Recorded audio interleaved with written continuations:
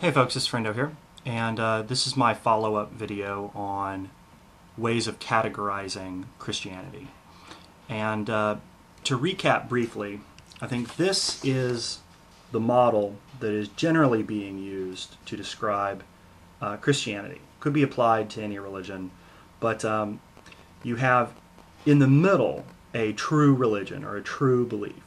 So the existence of God and exactly what it is, he wants everyone of the faith to understand. The meaning behind the Bible, the religion, and all the mysteries. So this could, for example, be the Catholic Church, but it could be any denomination. But if we put the Catholic Church in the middle, then going one step out from that, we would get correct doctrine, but incorrect dogma. So a good example of that, I think, would be the Episcopalian Church, or orthodoxies. They are out of communion with Rome, but they more or less have the religion correct. But if you go a step out from that, you get incorrect doctrines and dogma, but correct principles. So, for example, belief in God, the divinity of Jesus, miracles, prayer. And so you'd be looking at Protestantism that's a little more removed from Catholic orthodoxy.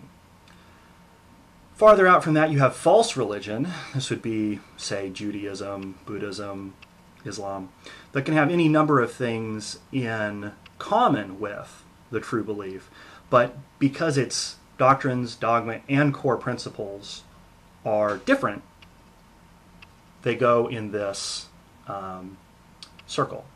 And then exterior to that, you have heresies and apostasies that, regardless of where they otherwise would fit, because they claim to be whatever the true belief actually is, they are entirely outside of the consideration in terms of their relationship to the true belief.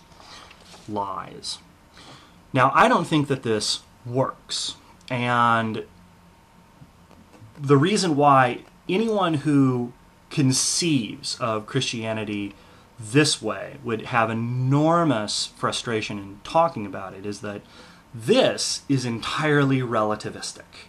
This is entirely subjective and has no objective consistency. We cannot talk about Christianity as it is, as some kind of an artifact or social institution, without referencing some asserted internal true belief. Whatever God was trying to get across, that everyone except for whatever the true believers are supposed to be have gotten right. And of course we cannot objectively demonstrate who is or isn't a true believer. Okay, so this would be the fundamentalist conception, and it's no good. It's worthless. We can't work with it.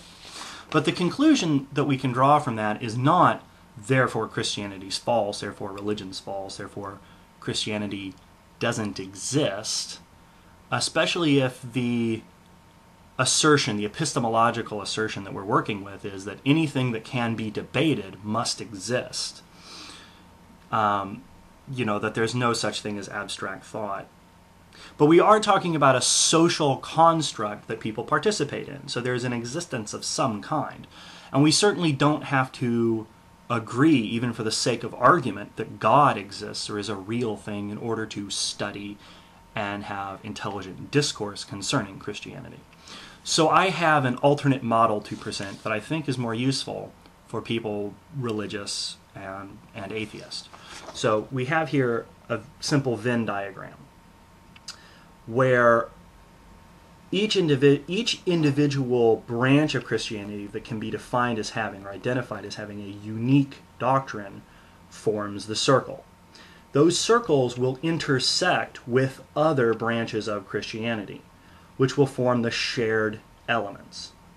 As we can join all of the shared elements up together, we establish what is the core of Christianity. And keep in mind, this is objective. We would be conducting this study in a way that deals with actual beliefs of actual practicing Christians and and doctrines of different faith. So when we're talking about core doctrines, then we can make arguments that are common throughout Christianity. But keep in mind, this is in the center. It's only going, these core beliefs, core doctrines, are only going to form a small part of what in any individual denomination actually preaches and what any individual Christian actually believes. Now, if we identify beliefs that are unique to Christian denominations, well, that is part of Christianity. This graph, this Venn diagram, would represent the actual objective thing that is Christianity. But we're not going to be able to travel from the outer circles, from the unique areas, from one to the other, and still be talking about the same Christianity. In order to make arguments that apply to all of Christianity, we have to travel inward toward core doctrines. Now, this model is not robust. I do not have the qualifications to actually populate the Venn diagram. You would have to have actual scholarly endeavor. It would take teams of experts to do that.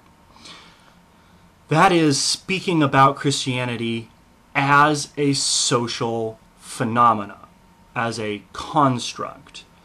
You would not even have to look at it through, at least not exclusively through a theological lens, but through a sociological lens, anthropological, archaeological. All of these things can be brought together to build your actual data set.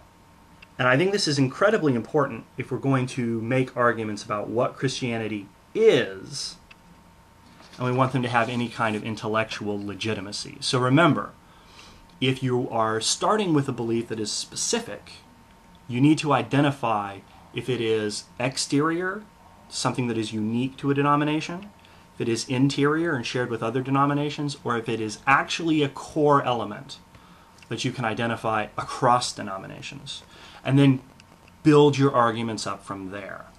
But as I mentioned in the previous video, you have to be an empiricist to make these kinds of arguments.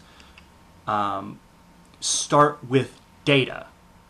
Don't start with definitions. Thank you.